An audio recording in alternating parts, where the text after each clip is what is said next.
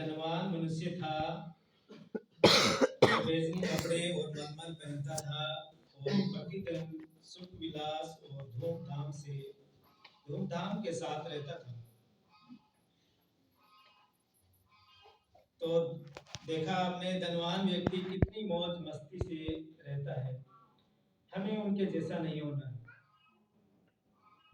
और लाजर नाम का एक कंगाल व्यक्ति घावों से भरा हुआ उसकी डेवढ़ी पर छोड़ दिया जाता था। लाजर को उसकी डेवढ़ी पर इसलिए छोड़ा जाता था कि उसके पास घर में खाने के लिए कुछ नहीं था, इसलिए उसे वहां छोड़ देते थे। और वह चाहता था कि धनवान की मेज पर की जूठन से अपना पेट भरे, वरन कुत्ते भी उसके घाव चाटते थे। देखा लाजर की हालत कैसी थी, यानी कुत्ते भी उसके जो घाव फोड़े निकल कर घाव बन जाते हैं उसे घाव कहते हैं और उसे कुत्ते चाटते थे। अब आप सोचो, क्या वह धनवान आदमी ऐसा भी कर सकता था कि उसको अच्छा खाना खिलाओ, अपने नौकरों को कह सकता था? क्या वह धनवान व्यक्ति उसको अच्छे कपड़े भी पहना सकता था? क्या वह धनवान व्यक्ति उसको दवाई या उसके घावों पर पट्टी या मलहम लगवा सकता था? वो चाहता तो सब कुछ कर सकता था, लेकिन उसने ऐसा नहीं किया। तो हम सब मसीह लोगों को ऐसा नहीं करना है या ऐसा नहीं बनना है। और ऐसा हुआ कि वह कंगाल मर गया और स्वर्गदूतों ने उसे लेकर अब्राहम की गोद में पहुंचाया, और वह धनवान भी मरा और गाड़ा गया। तो लाजर मरा और उसकी आत्मा को स्वर्गदूतों ने लेने के लिए आए थे। धनवान गाड़ा गया, लेकिन स्वर्गदूत उसकी आत्मा लेने नहीं आए, सीधा अंधलोक में डाल दिया, जहां की आग बुझती नहीं, जलती रहती है। और धनवान अंधलोक में उसने पीड़ा में पड़े हुए अपनी आंखें उठाई और दूर से अब्राहम की गोद में लाजर को देखा। क्या ही नजारा देखता है वह धनवान, हैरान हो गया देख के। और उसने पुकार कर कहा, हे पिता अब्राहम, मुझ पर दया करके लाजर को भेज दे, ताकि वह अपनी अंगुली का सीरा पानी में भिगोकर मेरी जीभ को ठंडी करे, क्योंकि मैं इस ज्वाला में तड़प रहा हूँ। डर लगता है ना सुनकर।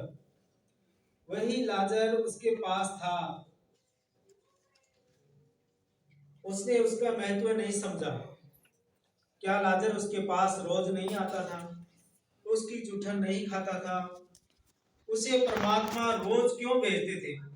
परमात्मा सोचते थे कि इस धनवान का नाश ना हो, क्या पता ये समझ जाए और लाजर को अच्छा खिलाए पिलाए, अपने पैसों पर घमंड करना छोड़ दे, अपने शरीर पर घमंड करना छोड़ दे। लेकिन वह धनवान नहीं समझा। उसका नतीजा वह अंधलोक में भोग रहा है। परंतु अब्राहम ने कहा, हे पुत्र, स्मरण कर कि तू अपने जीवन में अच्छी वस्तुएं ले चुका है, और वैसे ही लाजर बुरी वस्तुएं, परंतु अब वह यहाँ शांति पा रहा है और तू तड़प रहा है। तो आप और हम ऐसा कभी ना सोचे कि ये देखो कितना अमीर है, या ये देखो कितना धनवान है, गाड़ी है, बंगला है, और हमारे पास नहीं है। तो हमारे पास लाजर के जैसे जिंदा खुदा है हमारे साथ, जिसने हमें बनाया है। उसकी लीला को हम नहीं जान सकते। बस भरोसा रखो, आयुब के जैसे धीरज धरो, मत लालच करो इस संसार की चीजों पर। परमेश्वर ने कहा है, जागते और प्रार्थना करते रहो। जो तुम प्रार्थना में विश्वास से मांगोगे वह सब तुम्हें मिलेगा। तो लाजर ने इस संसार में दुख सहा, लेकिन पिता के पास शांति पा रहा है।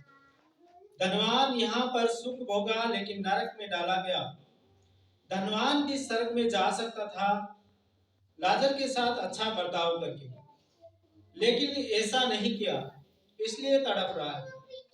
और इन सब बातों को छोड़ हमारे और तुम्हारे बीच एक भारी गड़ा है ठहराया है, जो यहाँ से उस पार तुम्हारे पास जाना चाहे वह न जा सके, और न कोई वहां से इस पार हमारे पास आ सकता है।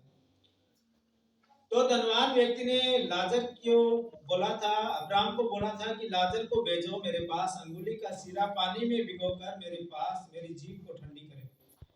लेकिन अब्राहम कह रहा है कि ऐसा नरक और स्वर्ग के बीच में ऐसी खाई एक बनाई हुई है जिसके पार ना तो इधर से नरक वाले जा सकते हैं, ना ही स्वर्ग वाले इधर आ सकते हैं। धनवान ने अब्राहम से अपील की थी, लाजर की अंगुली का सिरा भिगो के मेरे पास भेज दो ताकि वह मेरी जीभ को ठंडी करे। सारी अपील खारिज हो रही है, क्योंकि ऐसा भारी गड्ढा ठहराया है स्वर्ग और नरक के बीच की कोई भी इधर उधर नहीं जा आ सकता। धनवान की जीभ को ठंडी नहीं कर सकता, क्योंकि वह भारी गड्ढा है दोनों के बीच में। तो हे मेरे भाई और बहनों, हम कर्म यानी काम अच्छे करें, क्योंकि जिस परमात्मा ने हमें बनाया है उसकी महिमा को हम नहीं जान सकते। इसलिए अच्छे काम करें ताकि हम सबको ये नजारा ना देखने को मिले। अब देखो, जो उसके भाई है उनकी भी चिंता कर रहा है।